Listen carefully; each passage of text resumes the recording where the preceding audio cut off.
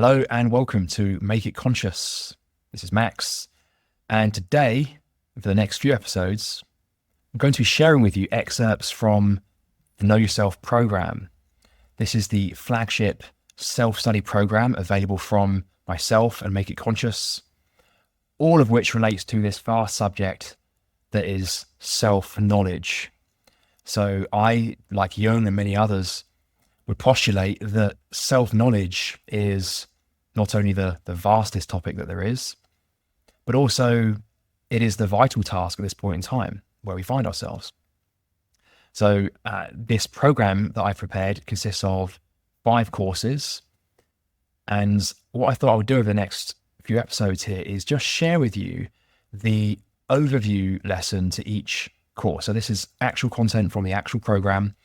And each starts with just a simple overview, what it is we're looking to achieve in each course, the premise, the learning objectives.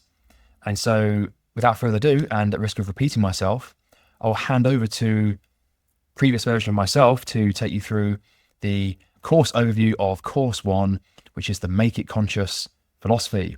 Hope you enjoy it.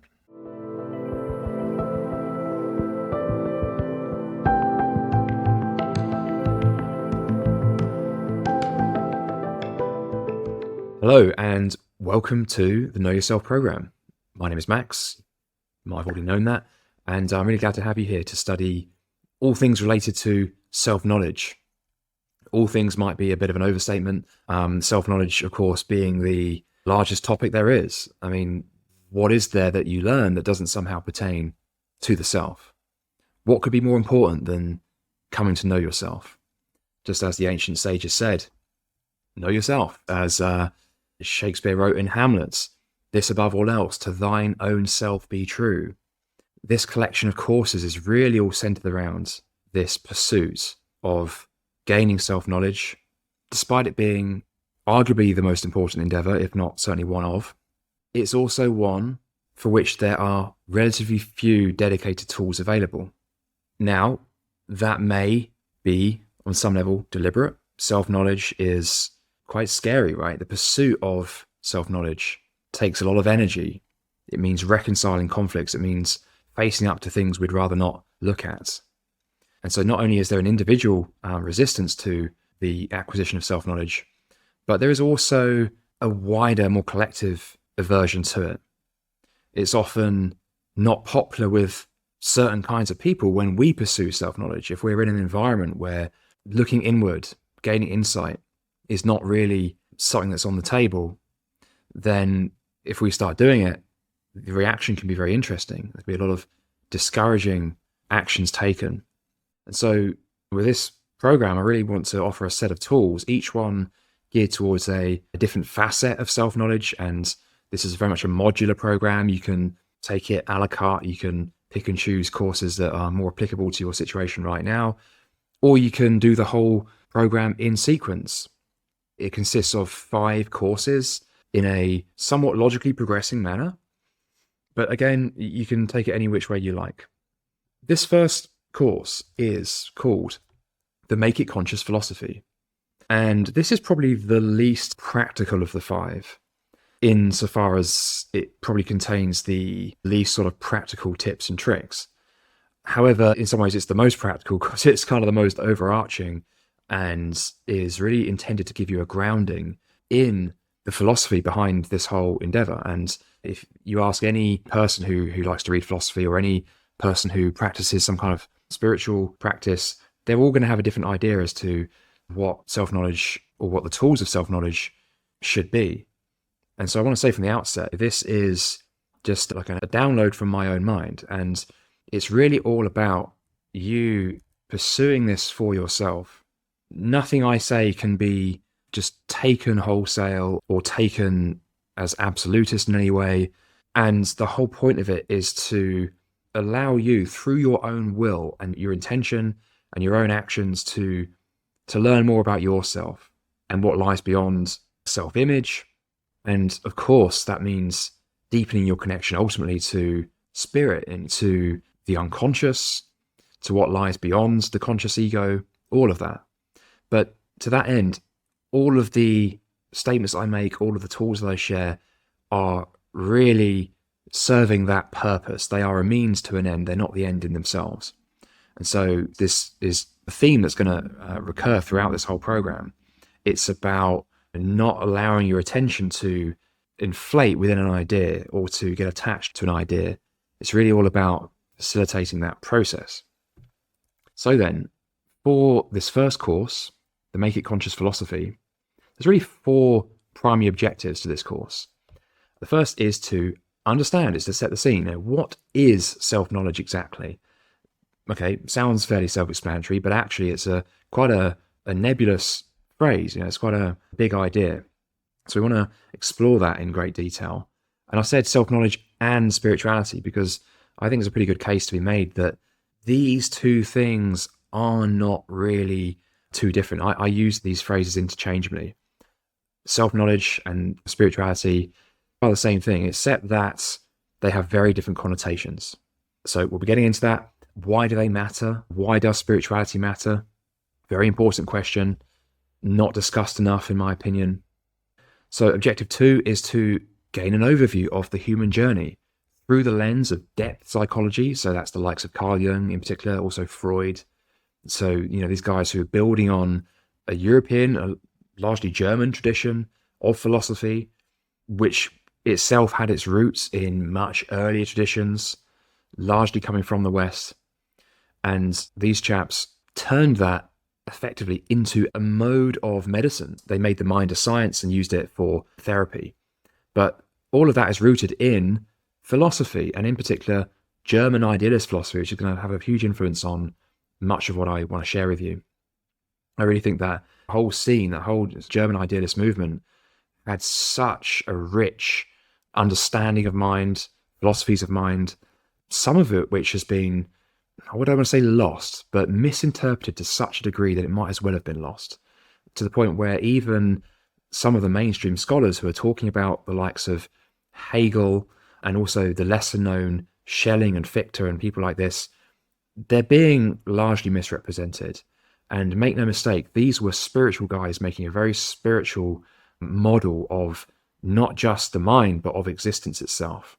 And I should just add to that idealism essentially means it's a whole paradigm of thought that is built on the idea that mind is the forerunner to existence, as opposed to material.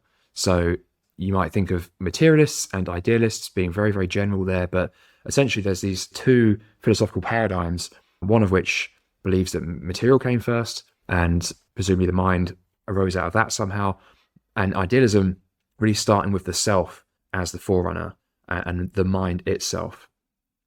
That's probably enough for now. We're going to get into all of that. So the third objective is to gain a model of mind. That's an objective I'd like you to go into this with is, okay, how can I actually make sense of the mind and my mind? If I can make sense of the mind, then I can make sense of maybe my life, right? I can make sense of my experience. And so again here, this is a model, and it's actually a series of models I'm going to share with you. Hopefully quite simple, quite easy to understand, broken down logically with useful diagrams and such. And the whole point of it is to inform your own philosophy. It's not to say, this is how the mind works exactly, and this is the model you're going to take until the rest of your life, and you don't need anything else. It's really just a way of saying, okay, here's some ideas to share. Everything's always a work in progress. Not least, of course, your own pursuit of self-knowledge. And if these models can help you with that, then objective achieved, I think. And the fourth aim is to gain the philosophical and psychological grounding for future Make It Conscious courses. So this program is going to consist of 5 courses.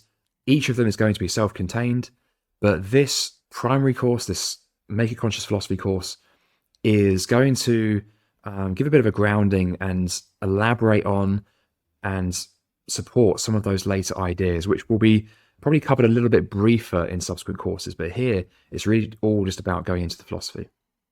So let's start off with a quote from Hegel. And where better to start than with this particular quote?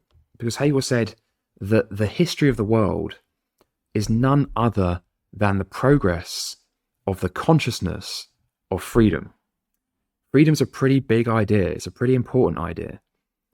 Freedom, what's that? Is that the ability to buy whatever clothes you want? Is that the ability to live where you want? Well, I suppose freedom, yes, does include those things. But freedom is a much bigger concept than that. And in fact, we are freedom. Our core is freedom. And what Hegel is pointing out here, and by the way, he was a very verbose writer. His text is very long and very difficult to understand. But this quote, well, there's a lot contained in it, right? And he wrote it approximately 200 years ago.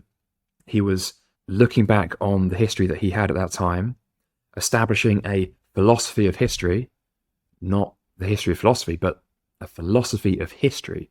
What is history? What is happening here in this world? What's this all about? Well, his thesis is that it is the progression of the consciousness of freedom. And he observed this and gave examples from throughout history and around the world. And since his death in the early-ish mid-1800s, it hasn't really been possible to refute Hegel. This statement stands true. And you can pretty much take this idea as a way to understand everything that's happened since and what is happening in the world right now. I mean, take the West, right? Take what's happening in the West. There's a lot of things happening in the West, but there's certainly what we might call the culture war. And there's a great divide forming between those that value self-expression and authenticity. And on the other hand, those saying we need censorship, we need to control things more, we need, well, control over the finance system. We need to be charging more tax. And is anyone in their right mind ever going to say that, well, there's never a situation where you cannot tax? Well, that would be in danger of sounding somewhat absolutist. And so the true honoring of freedom here is not heedlessness, it's not hedonism. There's a kind of middle way. And so in pursuing freedom, we come up against responsibility. We start to notice that there are unintended consequences to our actions that bring around certain externalities. We see this in the environment. We see this in the damage to our ecology. We absolutely see this in the financial system, which, well, as Henry Ford said, if everyone knew what was going on there, there'd be a revolution by the morning. He's not wrong there. The financial system is arguably the most important example of how this is manifesting in the world right now. It's the thing that everything else hangs off of. And so we're seeing the damage cost of each thesis every time we move towards an idea, a philosophy, a way of being, God forbid, an ideology, and it brings about certain results. And so there's an antithesis, and that has to temper it. But then from these two seemingly contradictory ideas, a third way forward is found. And this is the process that has been unfolding since the dawn of time. And this is what Hegel is pointing to. What's that got to do with self-knowledge? Well, the self is freedom, at risk of giving away the punchline at the very start of the program. But that's it in a nutshell. Now let's fill in the detail. So, to a quote from Khalil Gibran, he said that knowledge of the self is the mother of all knowledge. So it is incumbent on me to know myself, to know it completely, to know its minutiae, its characteristics, its subtleties, and its very atoms. He's setting a very high bar there. What a noble aim, right? To really know ourselves above all. Look at it this way. What is there that we learn that isn't about the self? When we learn about trees, when we learn about gravity, when we learn about ecology, are we not also learning about ourselves in all of this? Is there anything that doesn't involve self-knowledge? Well, yes, there is. There's the avoidance of self-knowledge. So any of these things can be done with disregard to self-knowledge. And I would make the case that that is when, and that is how, problems begin. So from the other perspective, there is nothing we do that ultimately cannot be used to facilitate self-knowledge. It's actually one of the only guarantees in life. Whether it's a tarot reading, whether it's a new job, whether it's a business venture, and whether it succeeds or whether it fails within a year, guess what?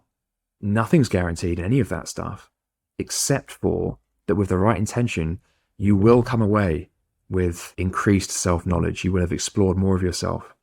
And maybe that was the whole point in the first place, right? So, great quote from Khalil Gibran, fantastic, beautiful writing, beautiful poetry, definitely a companion on this path.